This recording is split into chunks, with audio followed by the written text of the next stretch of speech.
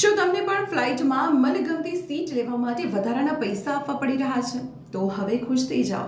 DGCA હવાઈ મુસાફરો માટે નવી અને કડક ગાઈડલાઈન જાહેર કરી છે, જે તમારી મુસાફરીની રીતને બદલી નાખશે.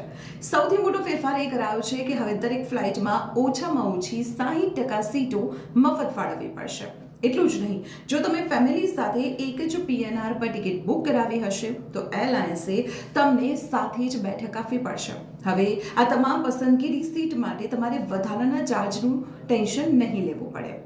જો તમારી પાસે પાળતું પ્રાણી છે, મ્યુઝિક ઇન્સ્ટ્રુમેન્ટ છે કે પછી સ્પોર્ટ્સનો સામાન છે, તો એરલાઇન્સે હવે તેના માટે એક સ્પષ્ટ અને પેસેન્જર ફ્રેન્ડલી પોલિસી બનાવવી પડશે.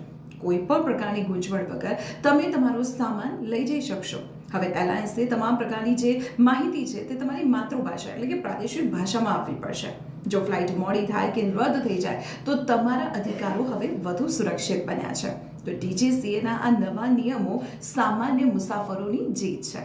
તો આ માહિતી તમારા મિત્રો અને પરિવારજનો સાથે ખાસ શેર કરો કે જેઓ અવારનવાર ફ્લાઇટમાં મુસાફરી કરતા હોય છે. તો આવી જ રીતે મહત્વની ઇન્ફોર્મેશન માટે આપ જોતા રહો સંદેશ ડિજિટલ.